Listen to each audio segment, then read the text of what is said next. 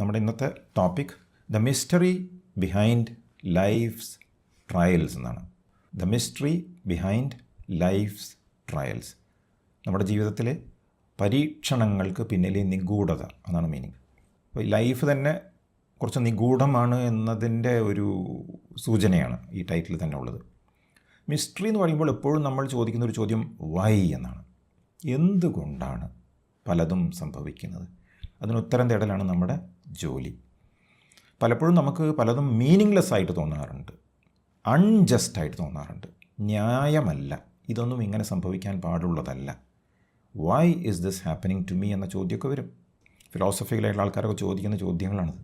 Y do good people suffer? നല്ല നല്ല ആളുകൾ എന്തുകൊണ്ടാണ് സഫർ ചെയ്യുന്നത് ലൈഫിൽ? കുട്ടികൾ ജനിക്കുന്നത് രോഗികളായിട്ട് എന്തുകൊണ്ട് സംഭവിക്കുന്നു? ഇതിനൊന്നും ഉത്തരമില്ല അല്ലേ? ഇതെല്ലാം മിസ്റ്ററിയാണ്. ഈ ഒരു ചോദ്യം, ഈ മിസ്റ്ററി ഒരിക്കലും നമ്മുടെ ലോജിക്കൽ മൈൻഡിന് സോൾവ് ചെയ്യാൻ കഴിയുകയില്ല. അതുകൊണ്ടാണ് അതിന് മിസ്റ്ററി എന്ന് പറയുന്നത്. ഇന്നത്തെ വിഷയം മിസ്റ്ററി എന്തിനെക്കുറിച്ചാണ്? ലൈഫ്സ് ട്രയൽസ്, ജീവിത പരീക്ഷണങ്ങൾ. എന്താണ് ട്രയൽസ് എന്ന് പറഞ്ഞ അർത്ഥം? A trial is an experience that disturbs our inner harmony, challenges our peace and tests our sense of control.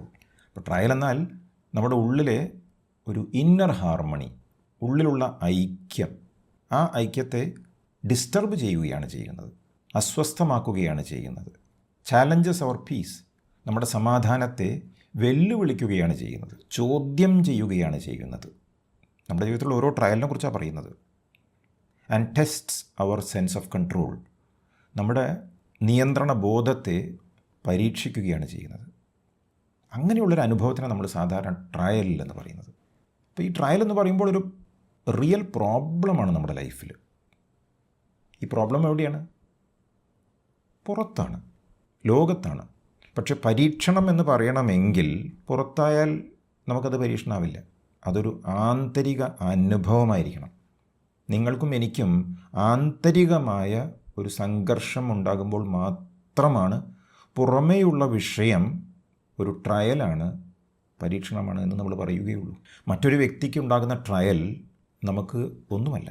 കാരണം നമ്മൾ കാണുന്നുണ്ട്, ആ വ്യക്തി സഫർ ചെയ്യുന്നത് നമ്മൾ കാണുന്നുണ്ട്, പക്ഷെ നമ്മുടെ ഉള്ളിൽ അനുഭവമില്ല. അപ്പോൾ നമ്മളെ സംബന്ധിച്ച് അതൊരു ട്രയലാണ് എന്ന് പറയാൻ പറ്റില്ല.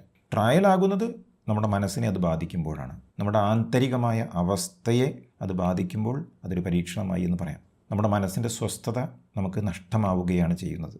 സ്വാഭാവികമായിട്ട് നമുക്കെല്ലാവർക്കും ഇന്നർ ഹാർമണി ഉണ്ട്, പക്ഷേ ആ ഒരു ഇന്നർ ഹാർമണിയെ ശരിക്കും ഡിസ്റ്റർബ് ചെയ്യുന്നു ഈ ട്രയൽ. അപ്പോൾ ആദ്യം ഈ ടെസ്റ്റിൽ തകരാറിലാവുന്നത് എന്താണ്? നമ്മുടെ സ്വസ്ഥതയാണ്. എന്തോ ഒരു അപകടമുണ്ട് എന്ന് നമ്മൾ സെൻസ് ചെയ്യുകയാണ് ചെയ്യുന്നത്. നമുക്കറിയില്ല, പക്ഷേ നമ്മുടെ ഉള്ളിൻ്റെ ഉള്ളിൽ ഒരു അലാറം മുഴങ്ങും. Something is going to happen. അങ്ങനെ ഒരു ഫീലിംഗ് നമുക്കെല്ലാവർക്കും വരും. അതാണ് നമ്മൾ ട്രയൽ എന്ന് പറയുന്നത്. നമ്മുടെ സമാധാനത്തെ ചോദ്യം ചെയ്യുകയാണ് ചെയ്യുന്നതെന്ന് നേരത്തെ പറഞ്ഞുവല്ലോ. അപ്പോൾ ഈ സമാധാനം ഉള്ളിലുള്ള നാച്ചുറൽ സ്റ്റേറ്റാണ് നമ്മുടെ. ആ ഒരു ഇടമുണ്ടല്ലോ, അത് കൈയടക്കും മറ്റു ചില വികാരങ്ങൾ. ഫോർ എക്സാമ്പിൾ ഭയം, അല്ലെങ്കിൽ ഉത്കണ്ഠ, അല്ലെങ്കിൽ ദേഷ്യം. ഇതൊക്കെയാണ് ശരിക്കും ഉള്ളിലുള്ള നമ്മുടെ സമാധാനത്തിൻ്റെ ഇടത്തെ എടുത്തുകൊണ്ട് പോവുകയാണ്, കൈയടക്കണം ആ ഏരിയ. അപ്പോൾ അങ്ങനെ വരുമ്പോൾ എന്ത് സംഭവിക്കും? അനാവശ്യമായ കുറേ ചിന്തകൾ നമ്മുടെ മനസ്സിലേക്ക് കടന്നു വരും. അപ്പോൾ ഈ ട്രയൽ എന്ന് പറഞ്ഞാൽ വലിയ ഡിസാസ്റ്ററൊന്നും ആകണമെന്നില്ല. It can be anything. ഒരു ഫിസിക്കലായിട്ടുള്ള ഇൽനെസ് മതി, അസുഖം മതി, അല്ലെങ്കിൽ ഇമോഷണലായിട്ടുള്ളൊരു പ്രോബ്ലം മതി. ചിലർക്ക് ഉത്കണ്ഠയായിട്ട് വരും, ചിലർക്കത് ഡിപ്രഷനൊക്കെ ആയിട്ട് വരും, ചിലർക്കത് വിഷയാധിഷ്ഠിതമാണ്, സിറ്റുവേഷനായിട്ട് ബന്ധപ്പെട്ടതാണ്, ജോലിയിലായിരിക്കാം, ചിലർക്ക് ബന്ധങ്ങളിലാണ് കോൺഫ്ലിക്റ്റ്. ഇങ്ങനെ പല പല തരത്തിലാണ് നമുക്കെല്ലാവർക്കും ട്രയൽസ് ലൈഫിൽ അനുഭവപ്പെടുന്നുണ്ട്. അങ്ങനെ വരുമ്പോൾ എന്ത് സംഭവിക്കുന്നു? നമ്മുടെ ഉള്ളിലൊരു വെളിച്ചമില്ലാത്ത അവസ്ഥയാണ്, നമ്മുടെ ഉള്ളിൽ ഇരുട്ടാണ്. There is darkness in us. പരീക്ഷണം വളരെ വേഴ്സ്റ്റ് ആകുന്ന സമയത്ത് ഉണ്ടാകുന്ന ഒരവസ്ഥ ഈ പറയുന്നത്. ഒന്നും നമുക്ക് കാണാൻ കഴിയില്ല, എന്താ ചെയ്യേണ്ടതെന്ന് അറിയില്ല. അപ്പോൾ നമുക്ക് നിയന്ത്രണം കൈവിട്ടു പോകും, സെൻസ് ഓഫ് കൺട്രോൾ. ഇതാണ് ടെസ്റ്റ് ചെയ്യപ്പെടുന്നത്. ഇതാണ് ഏറ്റവും വലിയ വിഷമം. പലർക്കും സംഘർഷമുണ്ടാകുന്നത് അവരുടെ വളരെ ക്ലോസ് ആയിട്ടുള്ളവർക്ക് പ്രോബ്ലംസ് വരുമ്പോഴാണ്. മക്കൾക്ക്, പേരൻസിന്, ഭാര്യ, ഭർത്താവ്, somebody who you love so dearly. അപ്പോൾ എന്ത് ചെയ്യണമെന്നറിയില്ല. നമുക്കറിയാവുന്നത് മുഴുവൻ ചെയ്തു എങ്കിലും കാര്യങ്ങൾ റെഡിയാവുന്നില്ല. നമ്മൾ ഇൻസെക്യൂർ ഫീലിംഗ് ആണ്. ഇതുവരെ ശാന്തമായിട്ട് പോവുകയായിരുന്നു, പെട്ടെന്ന് നമ്മുടെ ലൈഫിനെ കവർന്നെടുത്തു ചില അനുഭവങ്ങൾ. So this is how trials come. Things we mostly love, നമ്മൾ ഏറ്റവും കൂടുതൽ ഇഷ്ടപ്പെടുന്ന കാര്യങ്ങൾ, things we cannot escape from, നമുക്ക് രക്ഷപ്പെടാൻ പറ്റില്ല. അതങ്ങനെയാണ് നമ്മളെ കൊണ്ടെത്തിക്കുന്നത്. ലൈഫ് നമ്മളെ ട്രാപ്പ് ചെയ്യുന്നത് നമുക്ക് ഊരാൻ കഴിയാത്ത ഒരു സംഗതിയെ പിടിക്കും. നോക്കൂ, വേറെ എന്തും നമുക്ക് വേണ്ടെന്ന് വയ്ക്കാം, but something that you hold so dearly, അവിടെയാണ് പിടിക്കുക. അതങ്ങനെ വരുമ്പോൾ we call it A trial and that is A mystery. പക്ഷേ ഇത് നമ്മൾ ശരിക്കും വളരെ സിമ്പിളായിട്ട് നോക്കിക്കഴിഞ്ഞാൽ, എവിടെ നിന്നാണ് ഇത് തുടങ്ങുന്നത് നോക്കിക്കഴിഞ്ഞാൽ, it easily boils down to likes and dislikes. നമ്മുടെ ഇഷ്ടങ്ങളും അനിഷ്ടങ്ങളും അവിടെ നിന്ന് സ്റ്റാർട്ട് ചെയ്യണത്. കോൺസ്റ്റൻ്റായിട്ട് ഒരു സ്ട്രൈവിങ് നടന്നുകൊണ്ടിരിക്കുന്നുണ്ട് എപ്പോഴും നമ്മുടെ ഉള്ളിലേ. നമുക്ക് ഇഷ്ടമുള്ള കാര്യങ്ങളാണ് നമുക്ക് വേണ്ടത്, ഇഷ്ടമില്ലാത്ത കാര്യങ്ങളെ നമുക്ക് വേണ്ട, അല്ലേ? ലൈക്സ് ആൻഡ് ഡിസ്ലൈക്സിന് രാഗദ്വേഷം എന്ന് പറയും. രാഗം അറ്റാച്ച്മെൻറ്റാണ്, ദ്വേഷം എവർഷനാണ്. ഇതാണ് ലൈക്സ് ആൻഡ് ഡിസ്ലൈക്സ്. നമ്മൾ ഒന്നിനെ ഇഷ്ടപ്പെടുന്നു, മറ്റൊന്നിനെ നമ്മൾ വെറുക്കുകയാണ്. ഇഷ്ടപ്പെടുന്നതിനെ ലൈക്സ് എന്ന് പറയുന്നു, ഇഷ്ടപ്പെടാത്തതിനെ വെറുക്കുന്നതിനെ നമ്മൾ ഡിസ്ലൈക്ക് എന്ന് പറയുന്നു. ഇഷ്ടപ്പെടുന്നതിനെ എനിക്ക് വേണമെന്ന് ഞാൻ പറയുന്നു, ഞാൻ അറ്റാച്ച്ഡ് ആണ് അതിനോട്. ഇഷ്ടപ്പെടാത്തതിനെ ഞാൻ എവേഴ്സാണ്, ഞാൻ ഡിസ്ലൈക്ക് ചെയ്യുന്നു, അതാണ് ദ്വേഷം. ഇതാണ് നമ്മുടെ രീതി. അപ്പോൾ ഇഷ്ടപ്പെടുന്നത് രാഗവും വെറുക്കുന്നത് ദ്വേഷവും ആയി മാറുന്നു. ആ ഇഷ്ടമുള്ള സംഗതി എനിക്ക് ലഭിക്കുമ്പോൾ എനിക്കുണ്ടാകുന്ന അനുഭവം എന്താണ്? ജോയ് അല്ലെങ്കിൽ പ്ലഷർ. അപ്പോൾ ഞാൻ എപ്പോഴും പറയും എനിക്കിത് വേണം, എനിക്കിത് വേണം എന്ന് പറയും. ഇഷ്ടപ്പെടാത്തതിനെ എനിക്ക് വേണ്ട, അതിനിലേക്ക് വന്നു കഴിഞ്ഞാലോ ഉണ്ടാകുന്ന അനുഭവം എന്താണ്? പെയിൻ അല്ലെങ്കിൽ suffering. That is what we do not want. ചിലപ്പോൾ ഒരു ജോലിയായിരിക്കാം, എനിക്കിഷ്ടപ്പെട്ട ജോലി എനിക്ക് ലഭിക്കുമ്പോൾ ഐ എം ഹാപ്പി. അതേ ജോലി തന്നെ എനിക്ക് നാളെ ഒരു വിഷമമായി മാറുകയാണ്, ഐ എം അൺഹാപ്പി. ഇഷ്ടമുള്ളത് ലഭിക്കാതെ വരുമ്പോൾ എനിക്ക് വിഷമമാണ്, ഇഷ്ടമില്ലാത്തത് വരുമ്പോൾ എനിക്ക് ആങ്സൈറ്റിയാണ്. ഇനി നമുക്ക് ഇഷ്ടമുള്ളത് കയ്യിൽ വെക്കുമ്പോഴും നമുക്ക് ആങ്സൈറ്റി ഉണ്ടാവും, ഇത് പോയാലോ എന്ന തോന്നലുണ്ടാവും, എത്ര കാലം എൻ്റെ കൂടെ ഉണ്ടാകും. സോ കോൺസ്റ്റൻ്റ്ലി നമ്മുടെ മനസ്സിൽ നമ്മൾ പറഞ്ഞുകൊണ്ടിരിക്കുകയാണ് I want this and I don't want that, likes and dislikes. I must have this to be happy, എനിക്കിതുണ്ടെങ്കിലേ സന്തോഷിക്കാൻ കഴിയൂ എന്ന് ഞാൻ വിശ്വസിക്കുമ്പോൾ അത് രാഗമായി. I must not have this, ഇതില്ലെങ്കിലേ എനിക്ക് സന്തോഷിക്കാൻ സാധിക്കൂ എന്ന് ഞാൻ മനസ്സിൽ പറയുകയാണെങ്കിൽ അത് ദ്വേഷമാണ്. അപ്പോൾ ഇവിടെയാണ് ഒരു ഫ്ലോ വരുന്നത്. നമ്മൾ പുറമേയുള്ള കാര്യങ്ങൾ പലതിനെയും പിടിച്ചുകൊണ്ടിരിക്കുകയാണ്, ചിലതിനൊക്കെ അവോയ്ഡ് ചെയ്തുകൊണ്ടിരിക്കുകയാണ്. അപ്പോൾ ഇവിടെ ചോദിക്കാനുള്ളത്, സത്യത്തിൽ ഈ പറയുന്ന വസ്തുക്കളിൽ ആണോ ഈ പ്രോബ്ലംസ് ഉള്ളത്? വിഷമമുള്ളത് ആ വസ്തുവിലാണോ? സന്തോഷമുള്ളത് ആ വസ്തുവിലാണോ എന്ന് നമ്മൾ ചോദിക്കണം. ഇതാണ് സ്പിരിച്വൽ പാത്തിൽ വരുമ്പോൾ അന്വേഷണം. അല്ലാത്ത ക്ലാസ്സുകളിൽ നമ്മൾ ഈ കാര്യങ്ങളൊന്നും ഡിസ്കസ് ചെയ്യില്ല, കാരണം നമ്മുടെ ലൈഫ് വസ്തുനിഷ്ഠമാണ്. അങ്ങനെ ചോദ്യം ഫൈനലി എത്തുന്നത് വൈ ഗോഡ്? ഇതൊരു തിയോളജിക്കൽ ക്വസ്റ്റ്യനായിട്ട് മാറി. മനസ്സെപ്പോഴും ഒരു ഹയർ പവറിലേക്ക് തിരിയാണ്. നമ്മൾ പറയും ദൈവം എന്ന ഒരു ശക്തി ഉണ്ടെങ്കിൽ, ആ ദൈവം കരുണയുള്ളവനാണെങ്കിൽ why there is so much of suffering in the world? എന്തുകൊണ്ടാണ്? എങ്ങനെയാണ് ഇത്രയും ഡിസാസ്റ്റേഴ്സ് ലോകം മുഴുവൻ നടന്നുകൊണ്ടിരിക്കുകയല്ലേ? പലതുമുണ്ട്, വെള്ളപ്പൊക്കമുണ്ട്, തീപിടുത്തമുണ്ട്, ഇതുണ്ട്, യുദ്ധം എല്ലാം ഉണ്ട്. ദൈവമുണ്ടെങ്കിൽ ദൈവം ഇതൊന്നും അലൗ ചെയ്യാൻ പാടില്ലല്ലോ. നമ്മുടെ ഉള്ളിലുള്ളൊരു തോന്നൽ എന്താണ്? There is a separate God out there, മുകളിലൊരു ദൈവമുണ്ട്.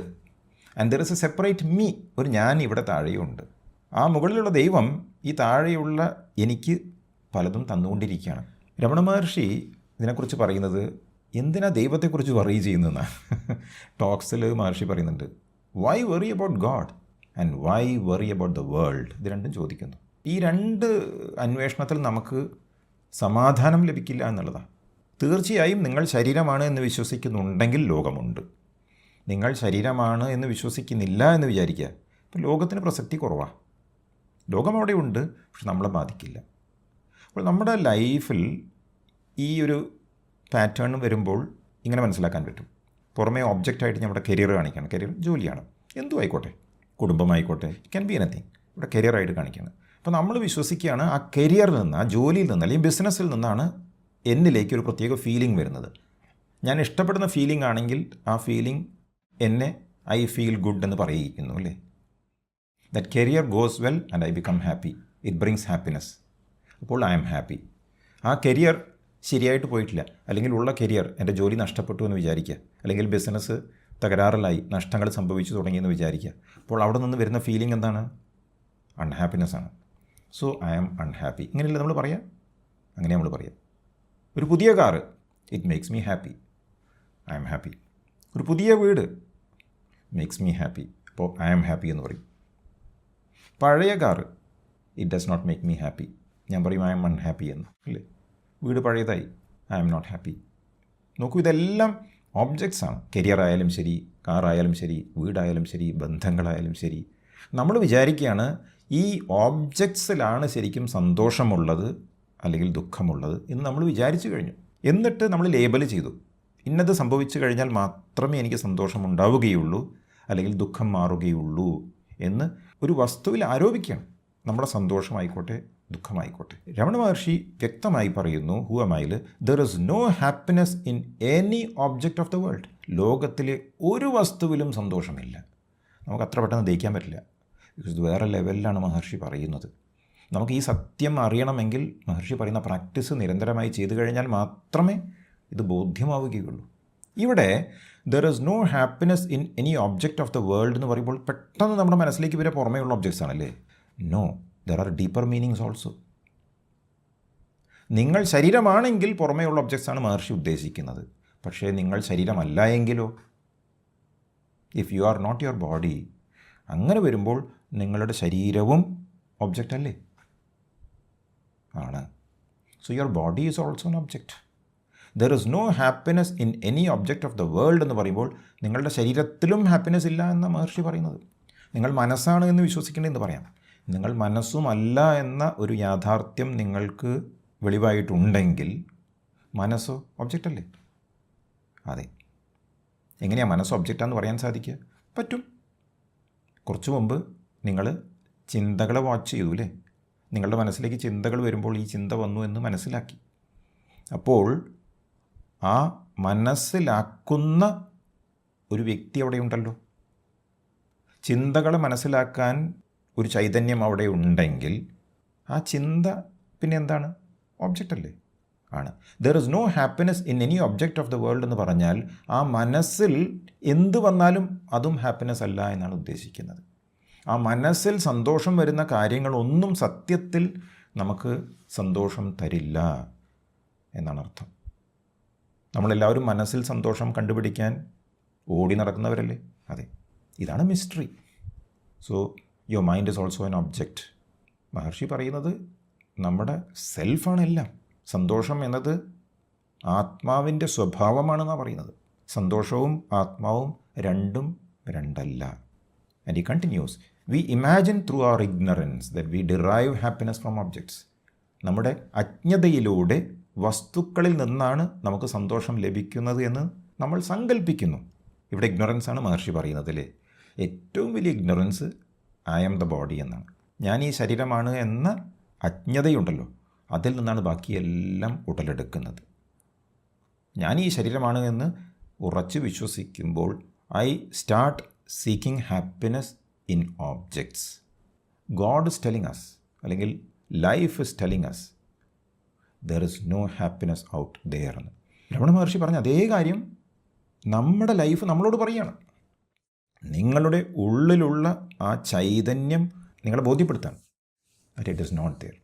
അപ്പോൾ ഈശ്വരനിൽ നിന്നും അല്ലെങ്കിൽ പ്രപഞ്ചത്തിൽ നിന്നും വരുന്ന ഒരു സിഗ്നലുണ്ടല്ലോ, ഇതിലില്ല സന്തോഷം, ഇതിലില്ല സന്തോഷം എന്ന് പറയുന്നൊരു സിഗ്നലുണ്ടല്ലോ, അതിനെയാണ് നമ്മൾ ട്രയൽ എന്ന് വ്യാഖ്യാനിക്കുന്നത്, പരീക്ഷണം എന്ന് പറയുന്നത്. A trial is A divine course correction. നമ്മുടെ യാത്രാമാർഗം ദൈവികമായി തിരുത്തുന്ന ഒരു പ്രക്രിയയാണ് യഥാർത്ഥത്തിൽ ട്രയൽ, പരീക്ഷണം. എന്തുകൊണ്ടാണ് സംഭവിക്കുന്നത്? Because God is compassionate. നേരത്തെ പറഞ്ഞല്ലോ, ദൈവം കരുണയുള്ളവനാണ്. So God will never give us what we want. നമുക്ക് വേണ്ടത് തന്നുകൊണ്ടേ ഇരിക്കില്ല. Of course he will give us what we need. നമുക്ക് ആവശ്യമുള്ളത് തരും, പക്ഷെ വേണ്ടത് തരില്ല. വേണ്ടത് തന്നു കഴിഞ്ഞാൽ എന്താ സംഭവിക്കുക? നമ്മൾ അഡിക്റ്റഡ് ആവും ടു ദി എക്സ്റ്റേണൽ വേൾഡ്. ഒരു ചെറിയ കുട്ടി ഇഷ്ടമുള്ള ഫുഡ് പേരൻസിനോട് ചോദിക്കുക, കുട്ടിക്ക് ഇഷ്ടമുള്ളത് ജങ്ക് ഫുഡാണ്. പേരൻസ് കൊടുത്തുകൊണ്ടിരിക്കുമോ? അല്ലെങ്കിൽ കുട്ടിക്ക് ഏത് സമയവും സ്വീറ്റ്സ് മാത്രമേ കഴിക്കണ്ടൂ, അല്ലാത്ത ആരോഗ്യം ഉള്ള ഭക്ഷണമൊന്നും കഴിക്കാൻ ഇഷ്ടമല്ല, പേരൻസ് കൊടുക്കുമോ? കൊടുക്കില്ല. എത്ര കരഞ്ഞാലും കൊടുക്കില്ല. ഇടയ്ക്കൊക്കെ കൊടുക്കും സന്തോഷിപ്പിക്കാൻ. പക്ഷേ കുട്ടിക്ക് എക്കാലവും സന്തോഷം അനുഭവിക്കാൻ സാധിക്കുമോ? ഇല്ല. കാരണം ജങ്ക് ഫുഡ് കിട്ടില്ല, സ്വീറ്റ്സ് കിട്ടില്ല. ഇൻ എ സിമിലർ മാനർ നമ്മളെല്ലാവരും ഈ കുഞ്ഞിനെ പോലെയാണ്. നമ്മൾ ജങ്ക് അന്വേഷിക്കുകയാണ് സന്തോഷത്തിന് വേണ്ടി. പ്രപഞ്ചം അല്ലെങ്കിൽ ദൈവം പറയുക, ഇല്ല, നിനക്കത് ഗുണകരമല്ല.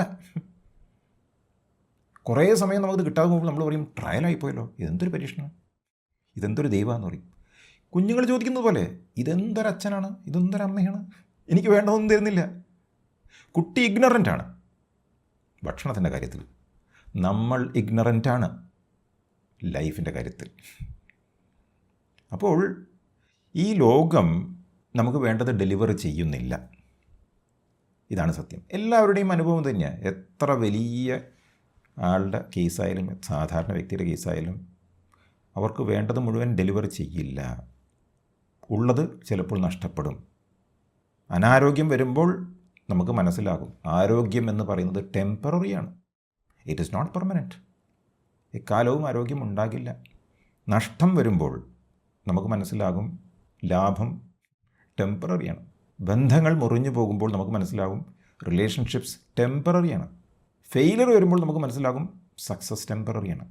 പക്ഷെ ഇതൊക്കെ ആരാ ബാധിക്കുന്നത്? ഈ രാഗത്തിൽ പിടിച്ചു നിൽക്കുന്നവർ, ഈ ലൈക്സിൽ പിടിച്ചു നിൽക്കുന്നവർ. അല്ലാത്തവരതൊന്നും ബാധിക്കില്ല. അപ്പോൾ വിഷയം എവിടെയാണ്? നമ്മുടെ ഉള്ളിലാണ് ഈ പ്രശ്നങ്ങൾ മുഴുവൻ. നമ്മൾ ഓരോരുത്തരുടെയും ഉള്ളിൽ ഇതെല്ലാം അന്വേഷിക്കുന്ന, ഇത് വേണം ഇത് വേണ്ട എന്ന് പറയുന്ന ഒരാളില്ലേ? ഉണ്ട്. ആ ആൾക്ക് പറയുന്നു ഐ എന്ന്. He is the one, she is the one who feels bad. സത്യമല്ലേ? നിങ്ങൾക്ക് ഇഷ്ടമുള്ളത് ലഭിക്കാതെ വരുമ്പോൾ ആർക്കാണ് വിഷമം ഉണ്ടാകുന്നത്? നിങ്ങളുടെ ഉള്ളിൽ ഒരു ഞാൻ എന്നൊരു വ്യക്തിയുണ്ട്, ആൾക്കാണ് വിഷമം ഉണ്ടാകുന്നത്. സത്യമല്ലേ? അതാരാണ് എന്ന് നമ്മൾ അന്വേഷിക്കണം. ഈ ഫസ്റ്റ് ഹാൻഡ് എക്സ്പീരിയൻസ് ആർക്കോ ഉണ്ടാകുന്നുണ്ട്. ആ ഫസ്റ്റ് ഹാൻഡ് എക്സ്പീരിയൻസ് നഷ്ടം കൊണ്ടോ ദുഃഖം കൊണ്ടോ ഒക്കെ ഉണ്ടാകുന്നത് ആർക്കാണ് നമ്മൾ അന്വേഷിക്കണം. നമ്മളെല്ലാവരും ലോകത്തെ മാറ്റിക്കൊണ്ടിരിക്കുകയാണ്, പുറമേയുള്ള വ്യക്തികളെ മാറ്റിക്കൊണ്ടിരിക്കുകയാണ്, സിറ്റുവേഷൻസ് മാറ്റിക്കൊണ്ടിരിക്കുകയാണ്. ഇതൊന്നും ചെയ്യേണ്ടെന്ന് പറയുന്നില്ല. പക്ഷേ ഒരുറപ്പ് വേണം, അതൊന്നും എനിക്ക് സ്ഥായിയായ സമാധാനവും സന്തോഷവും കൊണ്ടെത്തിക്കില്ല എന്നുള്ളൊരു കൃത്യമായ ബോധത്തിൽ ചെയ്താൽ മതി. അപ്പോൾ നമുക്കവിടെ രാഗദ്വേഷങ്ങളില്ല, അറ്റാച്ച്മെൻ്റ് ഇല്ല, ബന്ധനമില്ല. നിഷ്കാമകർമ്മയായിട്ട് പിന്നെ ചെയ്യാൻ തുടങ്ങുകയാണ് നമുക്ക് ചെയ്യണം, നമ്മളത് ചെയ്യുന്നു. നമ്മുടെ ഫീലിങ്സിനെ പോലും നമുക്ക് മാറ്റാൻ ശ്രമിക്കാം. പക്ഷേ ഫീലിങ്സിനെ മാറ്റിയാലും സ്ഥായിയൊന്നുമല്ല, എക്കാലവും സന്തോഷം നിൽക്കില്ല. കാരണം നമ്മൾ ഫീലിങ്സിനെ മാറ്റുന്നത് മനസ്സിലാണ്. അപ്പോൾ അതും നമുക്ക് എക്കാലവും നിൽക്കില്ല. പക്ഷെ നമുക്ക് റെഗുലറായിട്ട് ചെയ്തിങ്ങനെ പോകാം. അത്യാവശ്യം ബാലൻസിൽ പോകാൻ വേണ്ടി നമുക്ക് പലതും പ്രാക്ടീസ് ചെയ്തുകൊണ്ട് പോകാം. പക്ഷേ അതും ശാശ്വതമായ ഒരു പരിഹാരമല്ല. ഇവിടെ എന്താ വേണ്ടത്? ഈ ഐ ആരാണ് എന്ന് ശരിക്കും അന്വേഷിക്കുകയാണ് വേണ്ടത്. ഈ ഐ ആണ് ശരിക്കും ദ ഈഗോ എന്ന് പറയുന്നത്. ഇതാണ് ക്രക്സ്. ആരാണ് സഫർ ചെയ്യുന്നത് എന്ന് നമ്മൾ അന്വേഷിക്കണം. ഒരു ഇവൻറ്റ് പുറമേ സംഭവിച്ചു എന്ന് വിചാരിക്കുക, ആരോ നിങ്ങളെ ഇൻസൾട്ട് ചെയ്തു എന്ന് വിചാരിക്കുക, ആരോ എന്തോ പറഞ്ഞതാണ്. ആ പറയുക എന്ന് പറഞ്ഞാൽ ശാസ്ത്രീയമായിട്ട് നോക്കിക്കഴിഞ്ഞാൽ അതൊരു സൗണ്ട് വേവ് മാത്രമാണ്, അല്ലേ? നിങ്ങളുടെ മനസ്സ് പറയും, ആ വ്യക്തി എന്നെ ഇൻസൾട്ട് ചെയ്തു എന്ന്. ആ വ്യക്തി എന്നെ എന്ന് പറയുമ്പോൾ അവിടെ ഒരു ഞാനുണ്ട്. ആ ഞാനാണ് ദ ഈഗോ അല്ലെങ്കിൽ അഹങ്കാരം. ഓക്കെ, ഈ ഈഗോ ശരിക്കും ഒരു സാധനമൊന്നുമല്ല. ഈ ഈഗോ എന്ന് പറയുന്നത് ഒരു ചിന്ത മാത്രമാണ്. മഹർഷി പറയുന്നത് പ്രൈമറി തോട്ട്, ആദ്യ ചിന്തയാണ് എന്നാണ് പറയുന്നത്. ഈ ഈഗോയിലേക്കാണ് രാഗവും ദ്വേഷവും ചെന്ന് എത്തുന്നത്, അടിഞ്ഞുകൂടുന്നത് അവിടെയാണ്. അപ്പോൾ നമ്മൾ ഐഡൻറ്റിഫൈ ചെയ്യാണ്, ഞാൻ ഇതാണ്, ഞാൻ ഈ ശരീരമാണ് എന്ന് ഞാൻ ഉറച്ചു വിശ്വസിക്കുമ്പോൾ ആ ഞാൻ എന്ന് പറയുന്നതാണ് ഈഗോ. ഞാൻ ഈ മനസ്സാണ് എന്ന് പറയുമ്പോൾ ആ ഞാനാണ് ഈഗോ. ആ ഈഗോനാണ് ശരിക്കും രാഗദ്വേഷമുള്ളത്, ലൈക്സും ഡിസ്ലൈക്സും ഉള്ളത്. ഐ ആം സഫറിങ് എന്ന് നിങ്ങൾ പറയുമ്പോൾ നിങ്ങൾ യഥാർത്ഥത്തിൽ പറയുന്നത് അജ്ഞതയിലൂടെ ഈ ശരീരം ഞാനാണ് എന്ന് പറയുന്ന ഒരു വസ്തു ഉണ്ടല്ലോ, അത് സഫർ ചെയ്യുന്നു എന്നാണ് പറയുന്നത്. അപ്പോൾ ഇവിടെ വിഷയം ശരിക്കും ട്രയലല്ല. Trial is not the problem. The problem is the ego. കാരണം ഈ ഈഗോ ആണ് പറയുന്നത് സഫറിങ്ങിനെ കുറിച്ച്. അത് അന്വേഷിക്കാനാണ് രമണ മഹർഷി പറയുന്നത്, മഹർഷിയുടെ പ്രധാന ടീച്ചിങ് അതാണ്. ഹൂ എം ഐ എന്ന് അന്വേഷിക്കാനാണ് പറയുന്നത്. ഈ ഈഗോ ആണ് ഏറ്റവും പ്രധാന വിഷയം എങ്കിൽ നമ്മളെന്താ വേണ്ടത്? അത് അന്വേഷിക്കണ്ടേ? വേണം. അതന്വേഷിക്കുമ്പോൾ അതിന് പറയുന്നു സെൽഫ് എൻക്വയറി, ആത്മവിചാര എന്ന്. അതെങ്ങനെയാണ് പ്രാക്ടീസ് ചെയ്യേണ്ടത്? നമ്മളൊരു ട്രയലിൽ പെട്ട് കിടക്കാമെന്ന് വിചാരിക്കുക. തീർച്ചയായിട്ടും നമുക്ക് വിഷമങ്ങളൊക്കെ വരും, ചിന്തകൾ വരും. എനിക്ക് പേടിയാകുന്നു, എനിക്ക് ദേഷ്യം വരുന്നു, എനിക്ക് സഹിക്കാൻ വയ്യ എന്നൊക്കെ പറയില്ലേ? ഇതൊക്കെ പറയുമ്പോൾ, മനസ്സ് പറയുമ്പോൾ ഇമ്മീഡിയറ്റ്ലി ആ എനിക്ക് എന്ന് പറയുന്ന വസ്തുവിനെ ക്യാച്ച് ചെയ്യാൻ നോക്കണം. നിങ്ങളുടെ അറ്റൻഷൻ ഉള്ളിലേക്ക് തിരിച്ച ശേഷം ആർക്കാണ് ഈ പേടി ഉണ്ടാകുന്നത്? ആർക്കാണ് ഈ ദേഷ്യം ഉണ്ടാകുന്നത്? ആരാണ് പറയുന്നത് എനിക്ക് വിഷമമുണ്ട് എന്ന്? ആ ഞാൻ എന്ന സെൻറ്റർ പോയിന്റിൽ പിടിക്കണം. എന്നിട്ട് അന്വേഷണം ആരംഭിക്കണം. അപ്പോൾ ആദ്യം ഇത് ചെയ്യുന്നവർക്കൊക്കെ ഒരു ചോദ്യമായിട്ട് മനസ്സിൽ വരിക ചെയ്യാൻ, ഒരു തോട്ടായിട്ട് വരിക, ഹൂ എം ഐ എന്നുള്ളത് ഒരു ക്വസ്റ്റ്യനായിട്ട് വരും. പക്ഷേ റെഗുലറായിട്ട് പ്രാക്ടീസ് ചെയ്യുമ്പോൾ മാറി തുടങ്ങും. കാരണം ആദ്യം ആരാണെന്ന് ചോദിച്ചാൽ നിങ്ങൾ മനസ്സ് പറയും, ഞാനൊരു ഡോക്ടറാണ്, ഞാനൊരു എഞ്ചിനീയറാണ്, ഞാനൊരു വക്കീലാണ്, ഞാനൊരു അധ്യാപകനാണെന്നൊക്കെ പറയും. അതൊക്കെ നമ്മുടെ ശരീരത്തിനും മനസ്സിനും കൊടുത്ത ലേബലുകളാണ്. ഈ പറയുന്നതായിട്ടുള്ള അധ്യാപകനും ഡോക്ടറും എഞ്ചിനീയറും ഒക്കെ, പുരുഷൻ സ്ത്രീ, ഇതെല്ലാം ലേബലുകളാണ്. ഇതെല്ലാം ശരീരത്തിന് പറഞ്ഞതല്ലേ? അതെ. ഇതൊന്നുമല്ലാത്തൊരു ഞാൻ അവിടെയുണ്ട്. നമ്മളത് കണ്ടുപിടിക്കണം.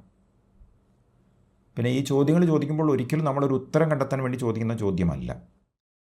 മനസ്സ് തന്നെ ചോദ്യം ചോദിക്കുന്നു, മനസ്സ് തന്നെ ഉത്തരം പറയുന്നു. അതുകൊണ്ട് കാര്യമില്ല.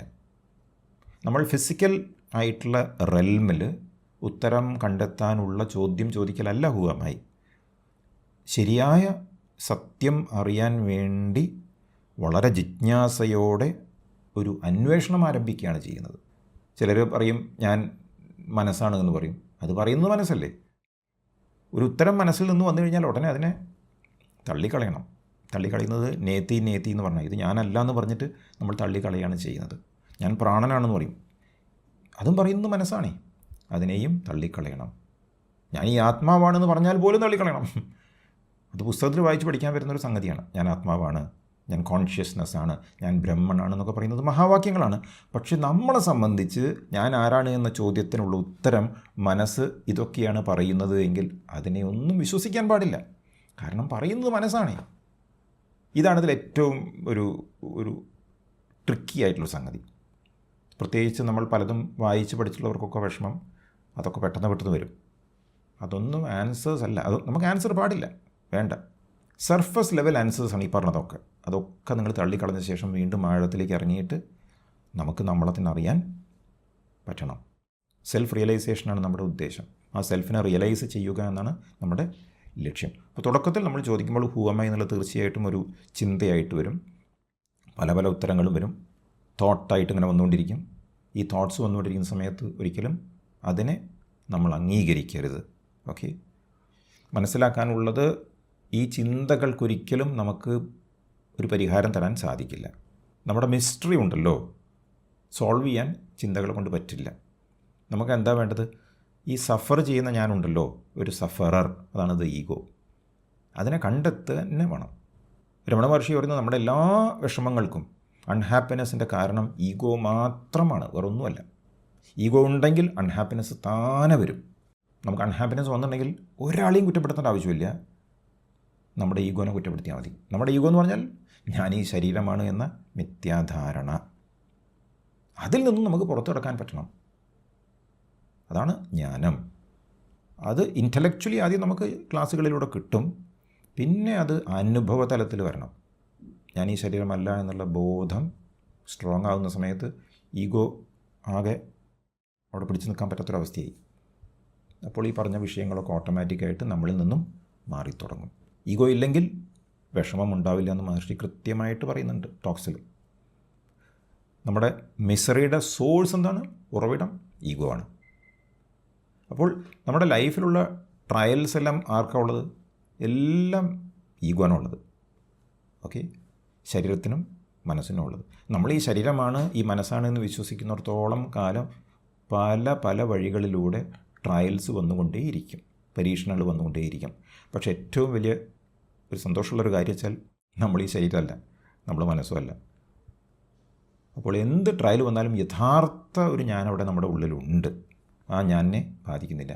അത് നമ്മൾ അന്വേഷിക്കുമ്പോൾ മനസ്സിലാക്കാൻ പറ്റുക ഹൃദയത്തിലാണ്. ഫിസിക്കൽ ഹാർട്ടല്ല, നമ്മുടെ സെൻറ്ററാണ്. അതാണ് യഥാർത്ഥ ഞാൻ. അവിടെ ഒരു ബിഗ് ഐ ഉണ്ട്. അപ്പോൾ 2 ഐ ഇവിടെ ഉണ്ട്. ഒരു ചെറിയ ഐയും ഒരു വലിയ ഐ. ഒരു ചെറിയ ഞാനും ഒരു വലിയ ഞാനും. ആ ചെറിയ ഞാനാണ് ചിന്ത, ഞാൻ ഈ ശരീരമാണ് എന്ന തോന്നൽ. ആ വലിയ ഞാനാണ് ബ്രഹ്മൻ അല്ലെങ്കിൽ ദൈവം. അപ്പോൾ നിങ്ങൾ ശരീരമല്ല. സത്യത്തിൽ ഈ ശരീരവുമായിട്ട് നിങ്ങൾക്ക് ഒരു ബന്ധവുമില്ല. നമുക്ക് ആർക്കും ഈ ശരീരമായിട്ടൊരു ബന്ധവുമില്ല. പക്ഷെ നമ്മുടെ അനുഭവം ഞാൻ ഈ ശരീരമാണ് എന്നാണ്. മഹർഷിയുടെ ടീച്ചിങ്സ് നോക്കിക്കഴിഞ്ഞാൽ മനസ്സിലാവും, ഈ ശരീരത്തിന് ഒരു ദൈർഘ്യമുണ്ട്, കാർമ്മികമായിട്ട് വന്നതാണ്.